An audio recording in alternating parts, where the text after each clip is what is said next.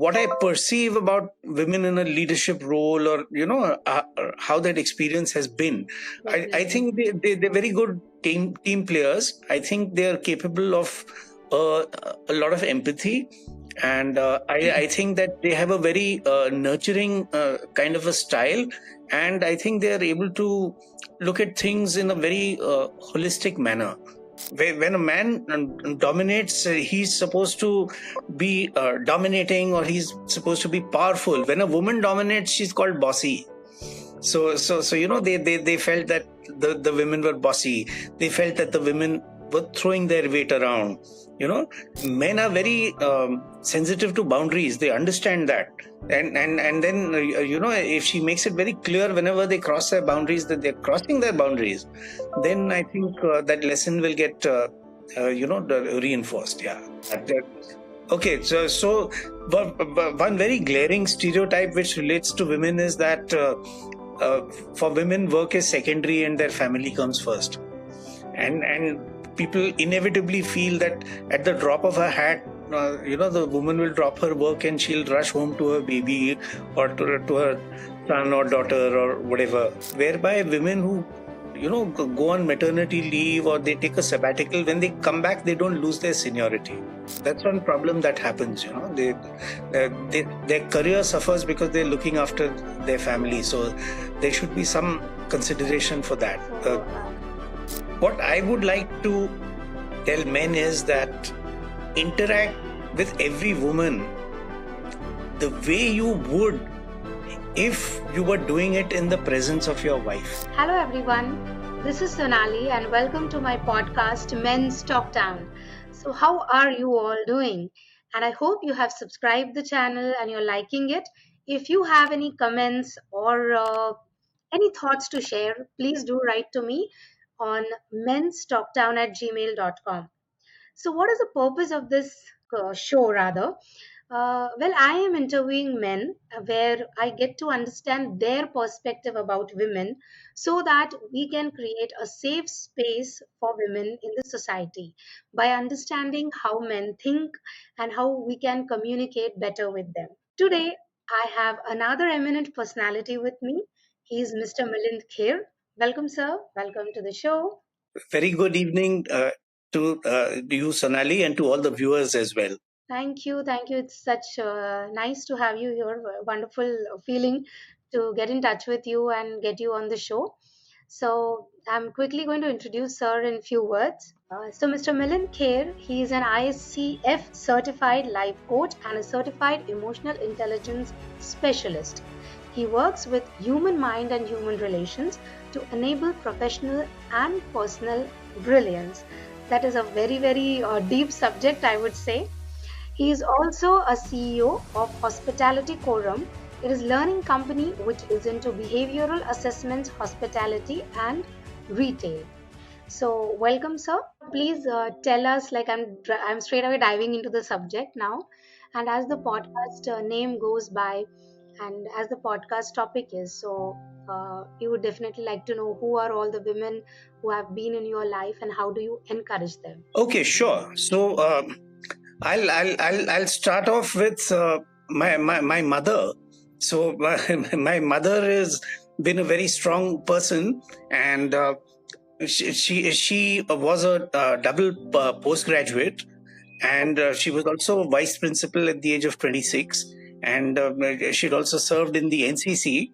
So so all those things were there. So I had somebody very strong that was guiding me. And then other than that, I had an aunt of mine also who was like a second mother, and she was a gynecologist, and a very popular gynecologist. And so with her, I traveled to a lot of interior places and all also. And then after that, my mother took me through till the 10th standard, and she used to regularly take my lessons. She used to teach me and all that. After that, I did not have much contact with any women who could add value. All my classmates in college were there, but I mean that was just fun. That's all. at a professional level, adding value finally happened to me when I was working with a jewelry company, and then I was reporting to a female boss. Okay. And yeah.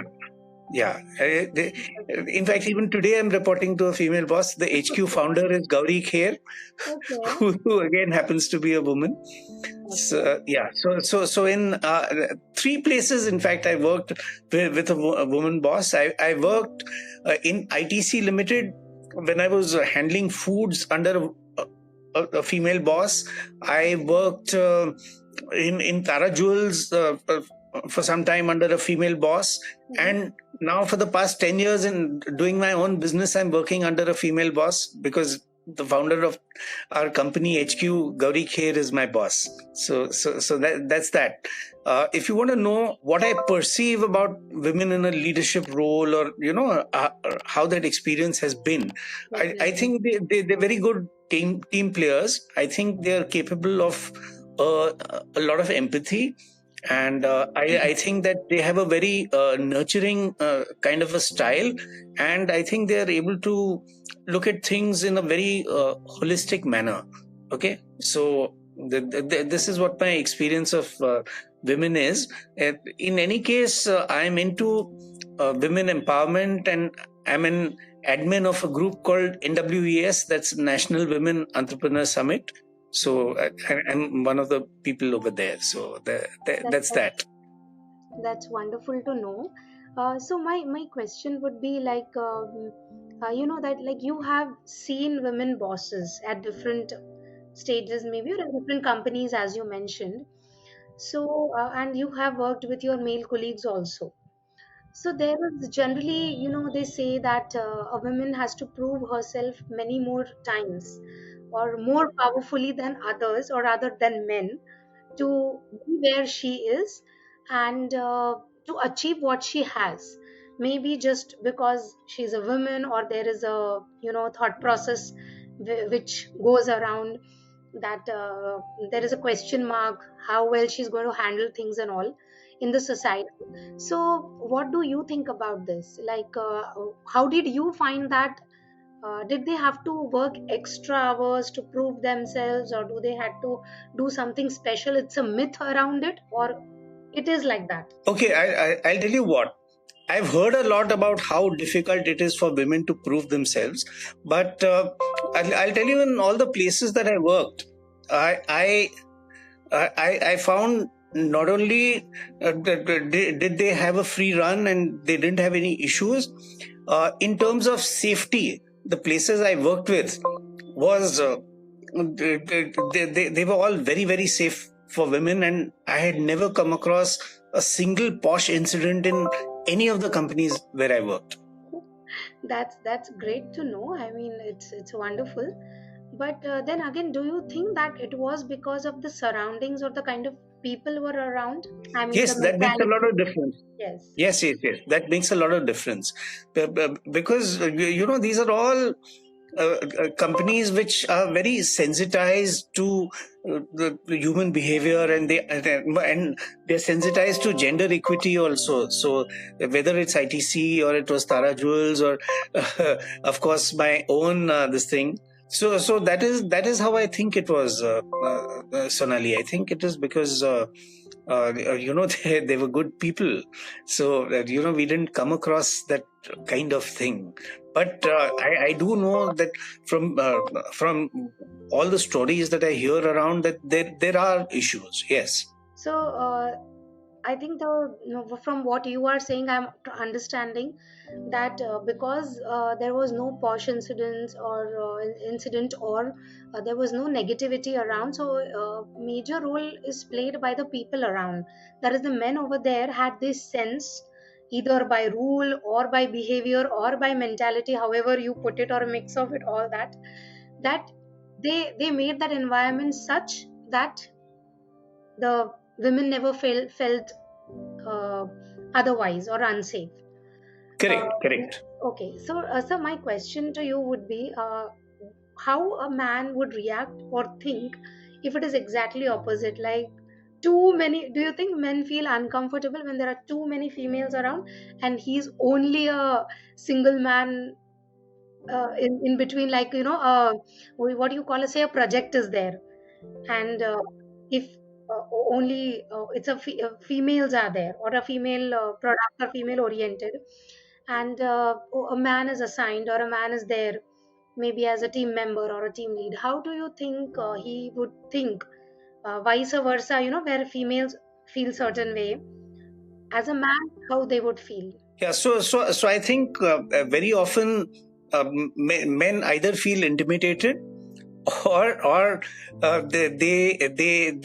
find that their ego gets hurt when they have to report to women.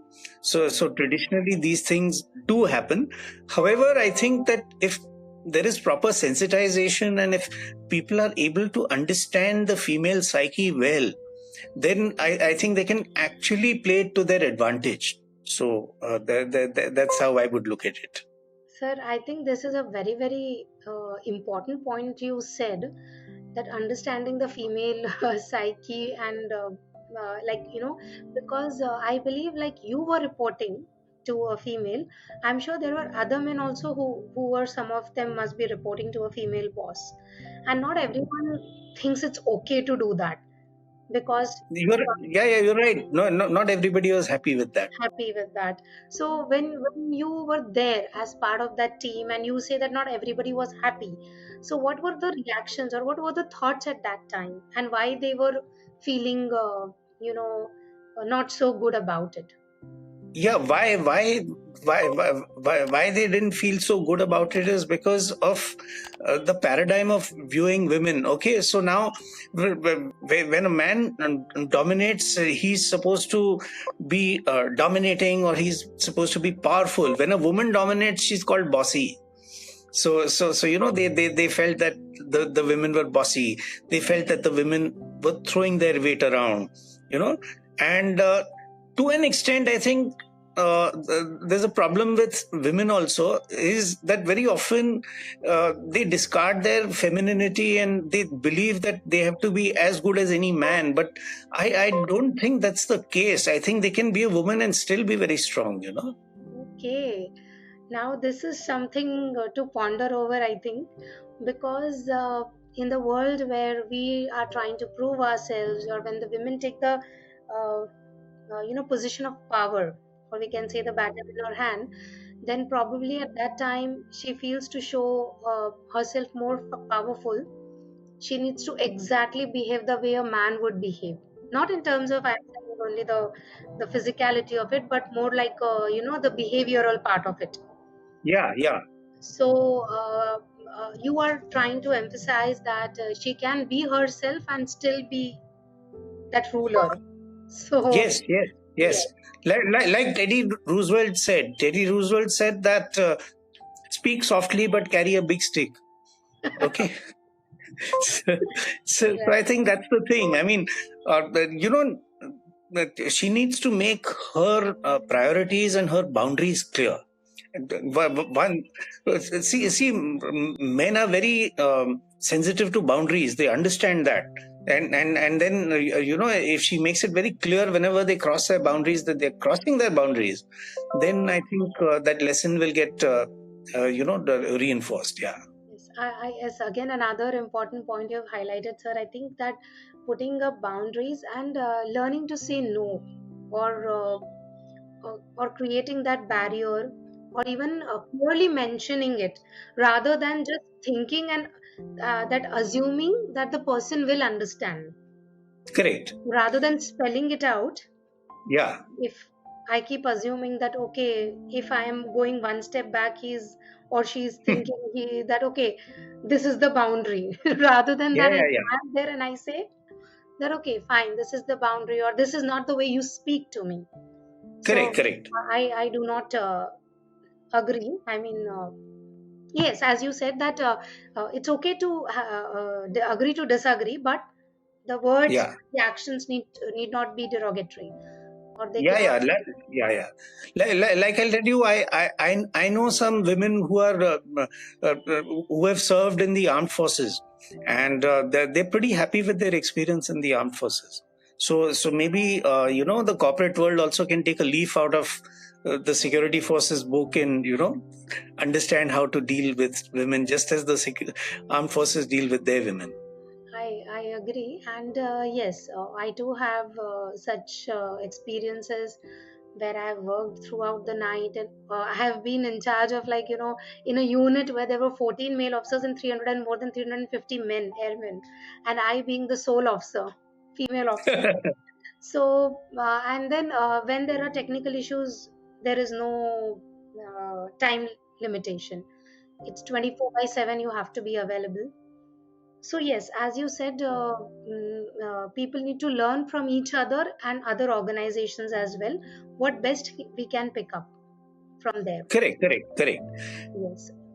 And in that I found that then when women know that they're being treated well, like the armed forces example, then they don't try to emphasize their privileges also. Then they try to be one with the boys, and they work shoulder to shoulder with them. So I think that's the way to go. That's true. And also the I think the more output is there in work also. Yeah, absolutely, yes. You don't have to worry about the surroundings, the people, what they will say, what he will say, or any other people will say. Right. Yeah, correct.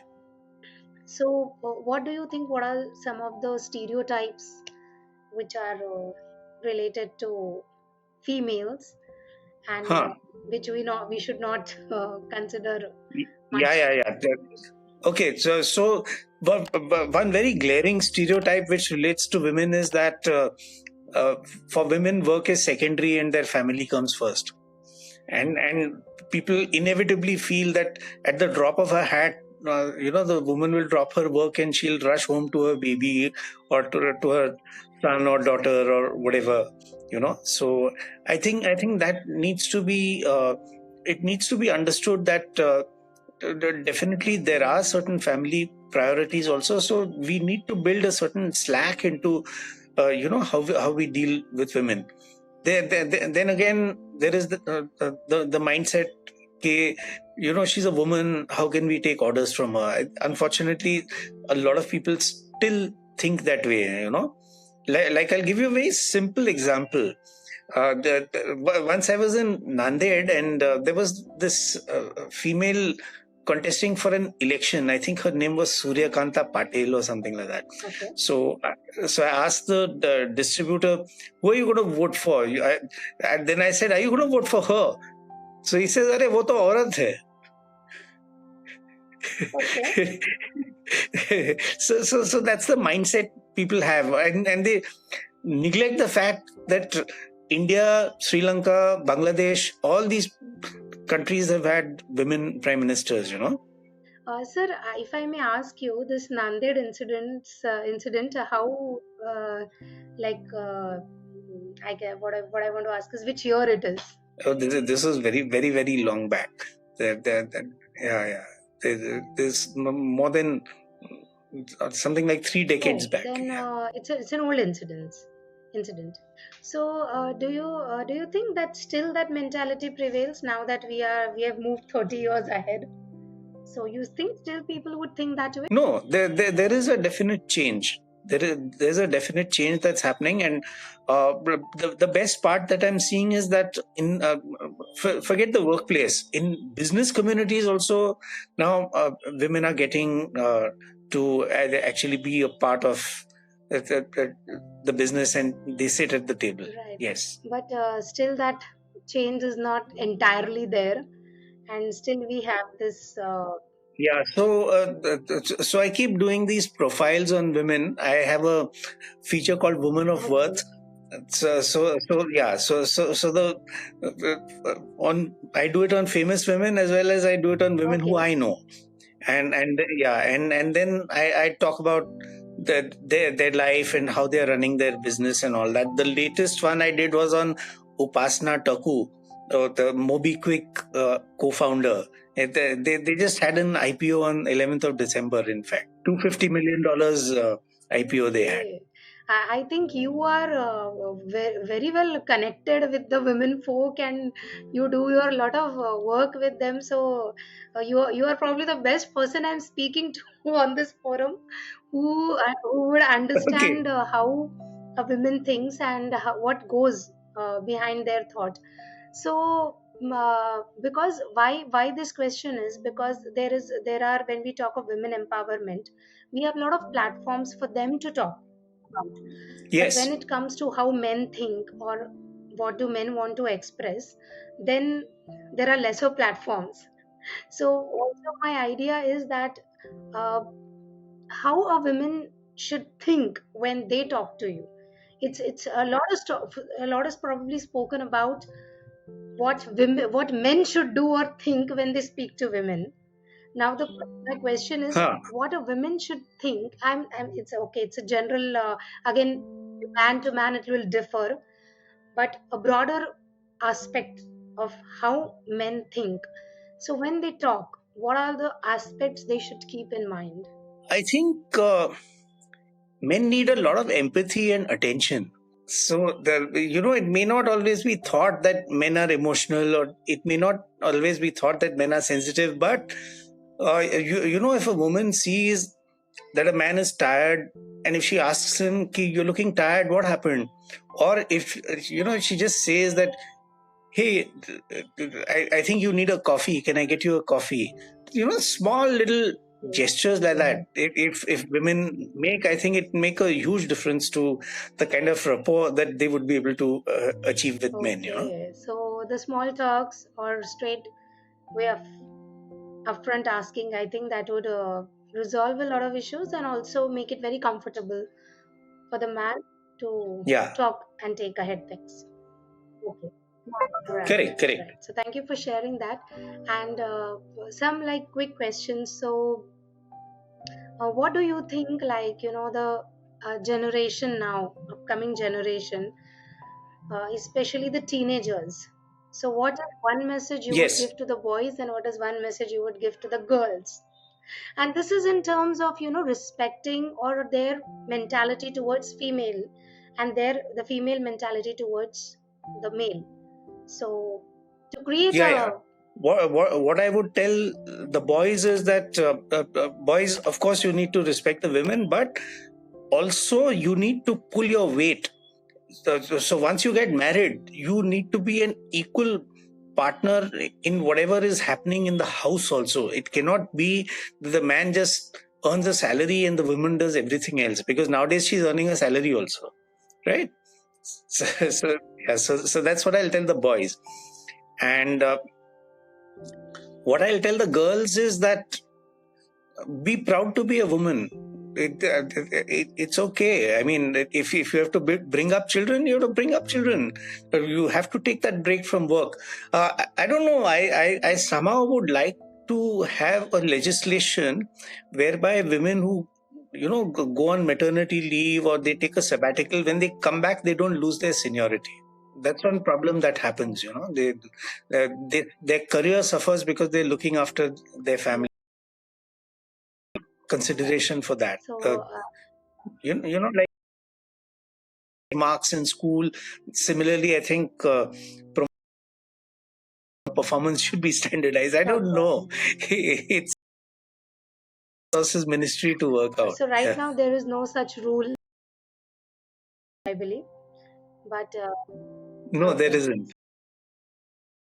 taken up that what or maybe thoughts can be, things can be discussed. So it's very well highlighted. One last question coming to is, what is that one message you would want to give to men to create a safer space for women? What I would like to tell men is that interact with every woman the way you would if you were doing it in the presence of your wife. Okay. Sir, that's really a great message, but do you think it's even practically possible? We can always make the attempt. No? We can always make the attempt. Now I'll tell you. At one point in time, it was thought that a woman can never beat a man in chess, but Judith Polgar, she beat Garry Kasparov. And Kasparov at one point in time had said that a woman's place is in the kitchen and at home, and she should do that rather than playing chess. But to his credit, I must say that he completely recanted his statement and he said that I take my statement back. And I think what Judith Polgar did was a fantastic thing. Wow. So if Kasparov can change his thinking, I'm sure others can also change Absolutely, their thinking. absolutely. I think, sir, you have added so many beautiful nuggets to the interview, and the pointers you have given are amazing. Thank you so much. So, I would quickly like to ask you about your journey now, your professional journey, and what you do currently, and how you have reached there. Okay. Yeah. So most of my schooling has been in Mumbai, and most of it in St. Mary's ISC, Mazgaon. I had a brief stint in Kanpur also. Then my entire college up to my graduation has been in Mumbai. Then I did my post graduation in Jaipur, and I did my MBA in Pune. And after I did my MBA in Pune, I started working. I have worked with pharmaceuticals where I was there in the Camlin pharmaceutical division. I have worked with FMCG, with ITC Limited, where I have worked with cigarettes as well as food. Then I've worked with Tara Jewels, where I've worked with diamonds as well as I've worked with jewelry. And from and then after that I was in education where I was with Vidya Lankar. So I was heading HR and marketing over there. In Tara I was the GM of HR.